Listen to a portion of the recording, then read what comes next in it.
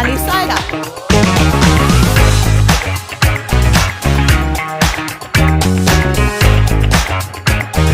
Mandelicious is in the house. Hi, Mandy. Hello. Mandy Silverman Yes. is right here in the kosher.com kitchen. Mandy and I met through Instagram about 6 years ago. You reached out and you said, hi, can I send you a challah? And I'm like, yeah. So I didn't really know. Like Instagram was kind of like, it was before Instagram stories and...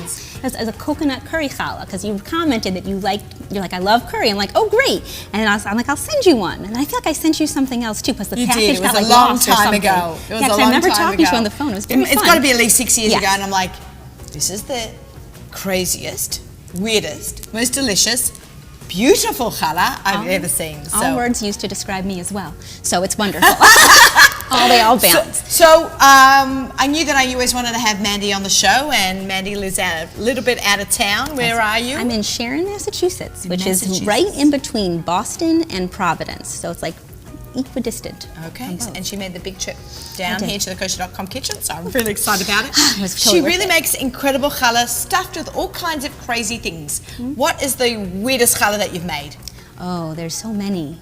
I did like an Italian cookie challah, you know, with a rainbow cookie with marzipan flavored challah dough layered with raspberry jam and coated, like and then wrapped around in a chocolate dough challah, and that was so cool because when you sliced it open, there's like all like it was like the green, yellow, pink.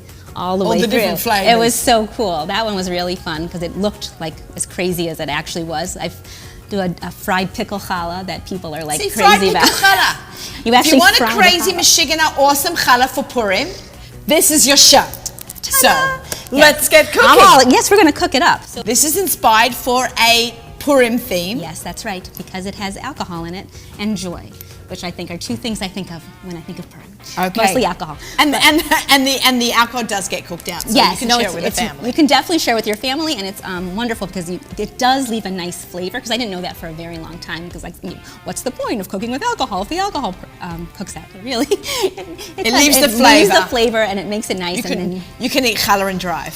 Definitely. Okay, so what is our first step to this beautiful challah? So we're going to do it's like a pulled chicken but made in like a honey bourbon like marinade. You cook it in honey bourbon sauce, and then you let it sit for a little bit in that so it all absorbs the flavor, and then you bake it in the challah, and it's magic. It is. But the first thing, amazing. I know, this is going to be, you're going to be so excited. This might be my first challah show. I don't think we've done a challah recipe on Sunny Side Up, so. Well, let's do some challah recipes. Okay, I'm excited. All right. If we're going to make a challah, it should be this. It should be. This is going to be, you're going to be so happy Okay. in the end. Okay, so we're going to start with around a pound of chicken breast. So this is what we have. Boneless, skinless is where it's at. Okay. And then I cook it in, like, you can cook it in that little pan over there, but you want to season it first. I love seasoned salt and garlic as like a base seasoning, but you can just use regular salt and pepper and garlic powder if you'd like. Okay, so gloves on. Okay, so in here? In there. And then, excellent. Now you're going to take one hand. You're going to have your gloved hand and then your seasoning hand. Okay. And your seasoning hand is going to sprinkle with your seasoning hand, just coat it on top. Salt, pepper, garlic powder. Again, seasoned salt I really recommend. I can't get enough of it, but I know that not everyone is all about it. And then now, great, that's good. You did a nice covering, and now use your gloved hand to flip it over. Yeah, and then we'll cover both sides, all right? I'd like to think that that was probably one of the more challenging parts of this part of the recipe, because flipping the chicken is challenging, but really that's it, because then we're going to make a sauce that's delicious and pour it over, and you're done with it. So in this bowl, we have all this mishy-mashy of ingredients, but it's a ketchup base, which I don't know, like some people are like very anti-ketchup, but this, I know, I love it. But so they like to go like barbecue. I don't always like barbecue. I think it takes away too much of like, it just becomes the flavor. So this way you can have like that bourbon, unique bourbon shine through, and we have a healthy amount of onion and garlic in there too, so make it just a super flavorful chicken, because you don't want to stuff a challah with something that is less than delicious. Everything has to be delicious. It's Mandy-licious. Mandy-licious. Yes, it's in the name. All right, so we'll start with like a cup of ketchup, Everything in and here? everything goes in. It's a cup of ketchup. The ketchup. And this is a half of an onion, like a medium onion, diced. Okay. Garlic, 3 cloves of garlic. Crushed. Right, and then what is this? Let's see. So there's 1 to 2 tablespoons of honey.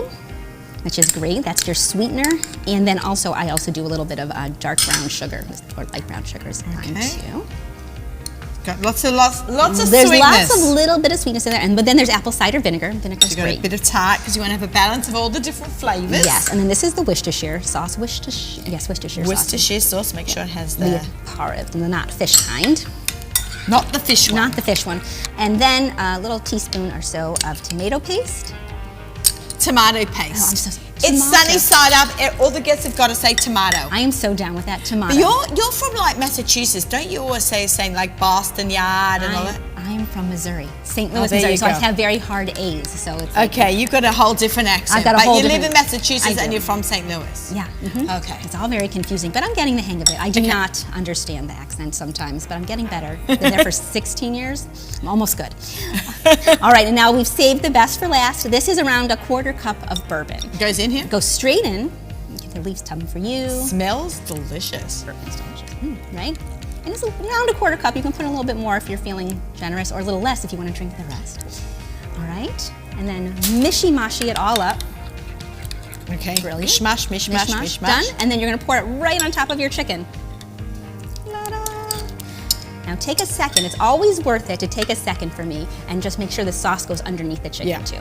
Love it. Okay. Delicious. So good. You could actually just eat the chicken. Yeah. Oh, it's delicious. It's delicious on buns as is. And then it's going to bake at 350 for around an hour and a half. Okay. Just going to cook, put in the oven, hour and a half. All right, here we go. All right, what's the next step? Well, once that chicken is done, that's what we have to focus on, right? So it's taken out of the oven, you pull it, you can get like meat claws, or you can use 2 forks to shred it. I sometimes like to put gloves on and just use my hands. Yeah, I'm kind of the glove girl and just rip it apart. It's the easiest way. That's what this is. And then you let it sit in the sauce for while you're making your challah dough, so it marinates in the extra a little bit longer. Even another round of flavor. It does. It makes a big difference. All right, so that's what this is. And now we have our challah dough. It's around 1.5 pounds. Divided into 3 pieces, and we have to roll all 3 of these out so we have a place to put the chicken. What do we need, a rolling pin? We need a rolling pin. Ta-da! Yes, and then a little bit of flour. I don't like to use too much flour because flour is one of those things that you think for challah, oh, you know, flour is great, it's going to help me form it. But flour is the #1 enemy of challahs, yep. Because too much flour makes it heavy and dense, and that's when people send me messages, that's usually what has happened. They've had a little flour mania, but just a gentle, and then we can just pop each one of these on. Okay. All right, and we'll have to roll these out flat. So ideally, what you're gonna wanna do is we're gonna roll this you're trying to get it to around 4 or 5 inches wide. Wow. Yeah, so this is a little on the longer side, but you really have to just... Any tricks about this? Yes. I always have such a hard time That with is an excellent question, because what happens when you use flour, or bread flour in particular, is the gluten, and the gluten is what keeps your dough together and makes that nice consistency, but it's also, you're gonna be mad at the gluten when you go to roll it because it's gonna pop right back together. Right. So sometimes you have to really just put a lot of love into rolling it, which is completely normal, that people don't know how much love, and by love I mean power, you have to put in, but so you get used to that feeling, but also sometimes if you take your hands and you just give yourself a little stretchy stretch, like that, down your braid, helps it helps it, like it gives it a head start. All right, and then you can begin to roll a little easier. So then you just roll each piece.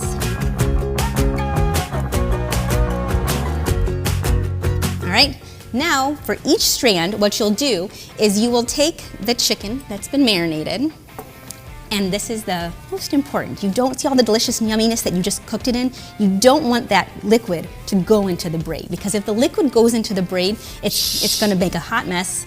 It's not gonna seal, and the texture inside will be off. So if you're able to separate the chicken from the gravy, you can either just drain it regular, or I like these little tongs, that was a great idea. You just put it right down the middle, all right? Like around 1/3 of it.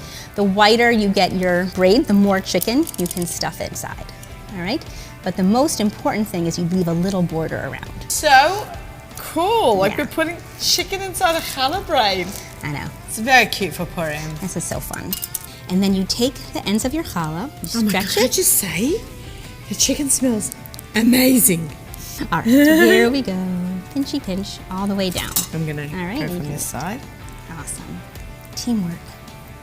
Pinchy pinch. Pinchy pinch pinch. Awesome.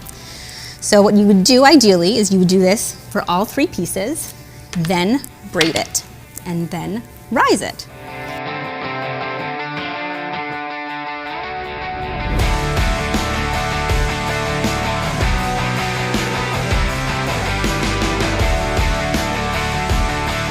And now everyone has their way of braiding a challah. So we're just braiding We're with just 3. going to braid it regular. I honestly prefer to braid mine from the middle. Which way do you usually braid? Starting at the top. See? All right. When you start from the top or the bottom, you end up sort of ending up with a fishtail. Like you Yeah, end yeah, up that's with- why challah looks a bit like fat than thin. So what I found avoids that is Starting from the middle. Okay, All right. okay. So just remember, every strand wants a turn to be in the middle. All right. So this is the center strand. He's all happy, but these guys want their turn also. So because we're working on the bottom of the braid, we're going to have our strand to take his turn go on the bottom. All right. So here we go. 1, and now look, he's the middle. He's like, wait, it's my turn. All right. Underneath, bottom, and then you do that back and forth all the way until you can't go any farther, and then you pinchy pinch and tuck it at the end. Okay? All right, and the same thing is for the But top. now you're doing it in reverse. Because it's upside down. It's upside down. Or what you think, how I told myself to do it is that because we're working on the top of the challah, to take the turn to be the middle strand, the strand's going to go on top. All right. In the middle. And then that guy takes a turn. Okay, I can and handle that. all the way to the tippy top. Okay, I'm going to Pinchy, practice pinch, that at pinch, home. and tuck. All right, and now you have your little challah, and it's okay if you're. That looks If it amazing. splits, you can try and seal it, but it's totally fine. It probably looks really cool once it's baked if it's all split. Oh yeah, it's real. That way, also you know what it is. Sometimes it's good to put a little chicken on top so you remember. But you got like a lot of challahs. That's a chicken challah as Yeah, opposed that is to the, like, really- salami, You know, peanut actually- butter, concoction. All those things, not concoction, not together, but a peanut Not butter together. challah, I peanut know. butter dough, but a salami challah, that's a delight. Okay, so now now this one in theory, we would put it on either it can bake in a loaf pan or on a parchment lined cookie sheet. Yeah, I do most of mine like I like the parchment lined cookie sheet. However, this is just, if you might have had some issues stuffing, and oftentimes for beginners, they like overdo it or they didn't roll their strands wide enough. Always, if it looks like it's too messy to stay together, you can bake it in a loaf pan because it keeps everything in. So Yeah. that's your like little cheat if you need notice that your challah needs help. On the board? On the board, however way you want.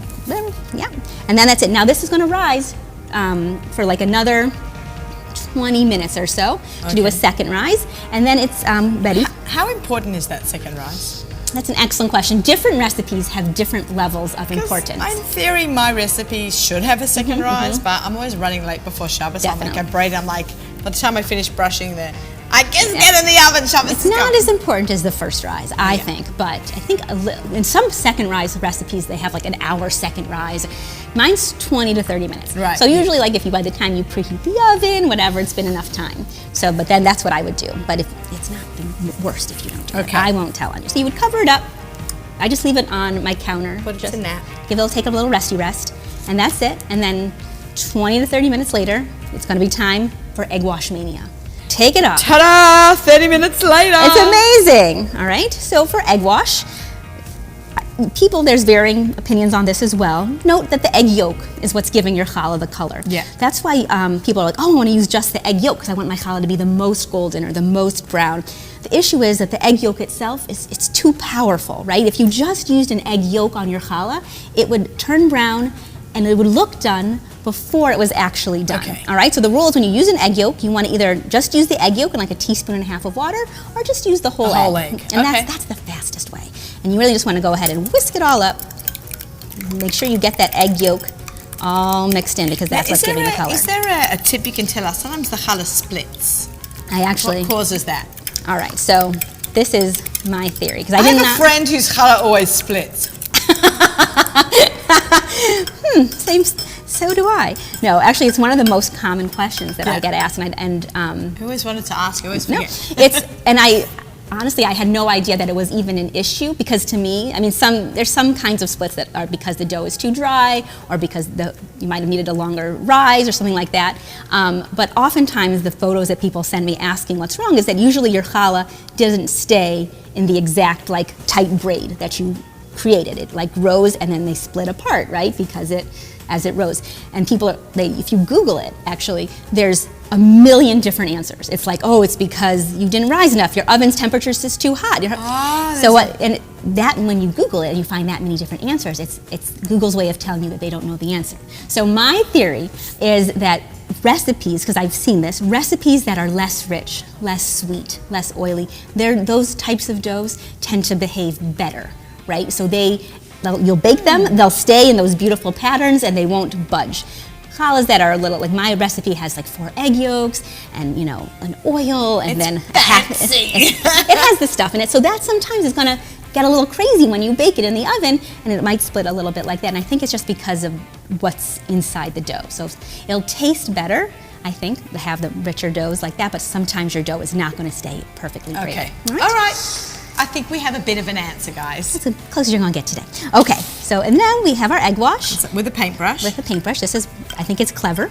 All right, and then I always say to do your egg wash from the outside in, because you don't want it to gloop in the little crevices. I never even thought about a direction. I just go, most people do. It's very therapeutic.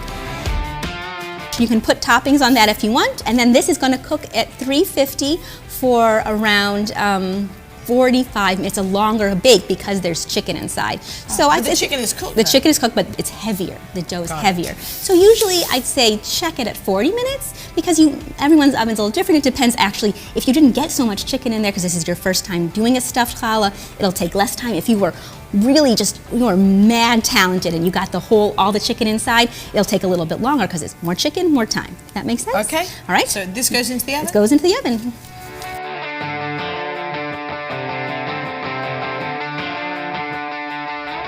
So our chicken challah is done. We're letting that cool. Now we're going to make another challah. Yes.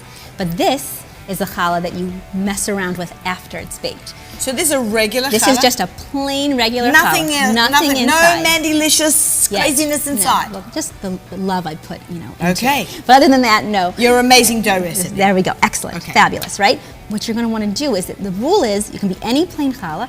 I think it's easier if it's in a loaf pan because what we're going to end up doing is we're going to fill it with all these sprinkles and candies, because one of the things that I really wanted to do when I learned how to stuff a challah and create challahs was I wanted to slice it and have rainbow sprinkles fall out. Right? I thought it was so cool. That's what we want to do because, you know, it's so colorful and fun. This is for Purim seuda. Right? But if you do it like we did for the other challah where you flatten the strands and you pour in rainbow sprinkles, it's fine. It'll seal up real nice. You'll do a great job.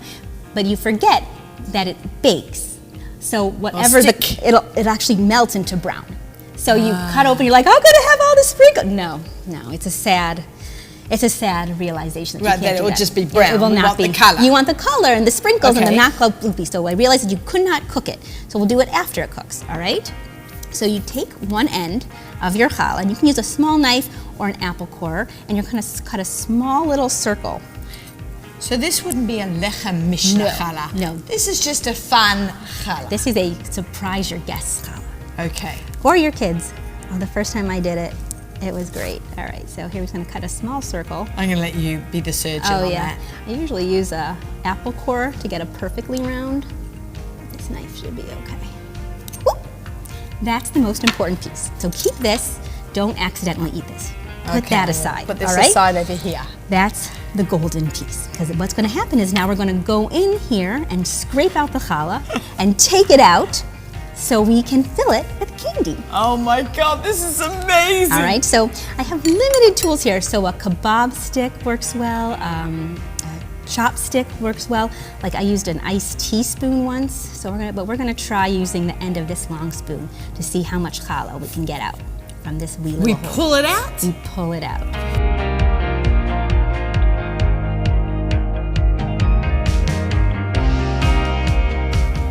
All right, next step. Next, so this is the fun part. You want little candies. You don't want big candies because they won't fall out nicely. So I like to put mine in a little porry cup. So this is like sprinkles and colorful lentils and mini chocolate chips. And you just put them in.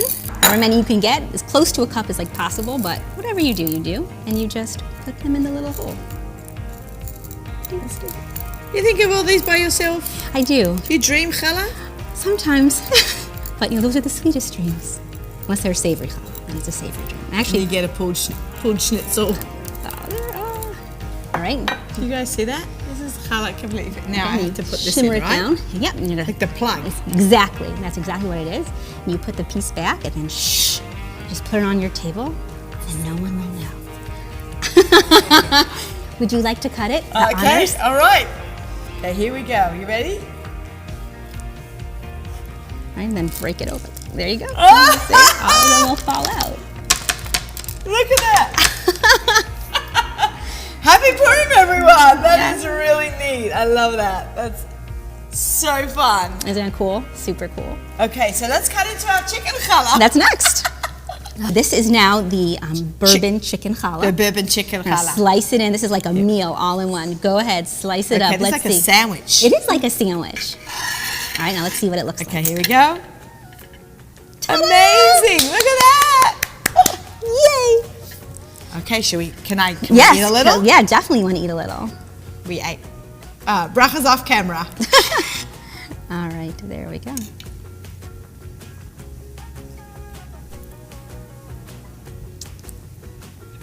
This is insane. Right? Yes. Deliciously insane. Man-deliciously insane. Yes, so that's, I think we should coin that as a term. It is man-deliciously insane approved. So it's good, right? And then you can make a fun dipping sauce, like a barbecue sauce or something with a little bourbon if you want to have. Well, you could do this for like if you're having a barbecue in the Yes. summer, you could put this out. Yes. Like a bread station for a simcha. This is really It's good, right? delicious. Yes, it's also good with Parve ranch. That's also a really good accompaniment to this one. All right, let's take a look at this. I'm going to try a little bit of the... I'm going to try a little bit of this one too with all the sprinkles. Oh my God, this is so good. I feel like a kid. In Australia, when I was growing up, we would eat something called fairy bread, which is bread, butter, and sprinkles. That is my childhood in a challah. Excellent. Wow. Thank you for a trip down memory lane. You're very welcome. Man, delicious. This was delicious. Oh my gosh. We had a great time today. I hope people So put fun. this on their Purim seudas. Fantastic. And for more great recipes like this, go to kosher.com.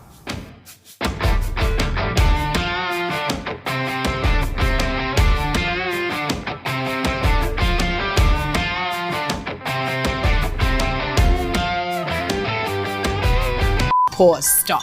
How did I start?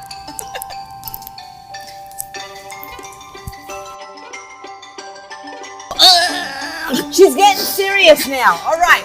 I'm going to Okay. step back. So I'm gonna- Pause.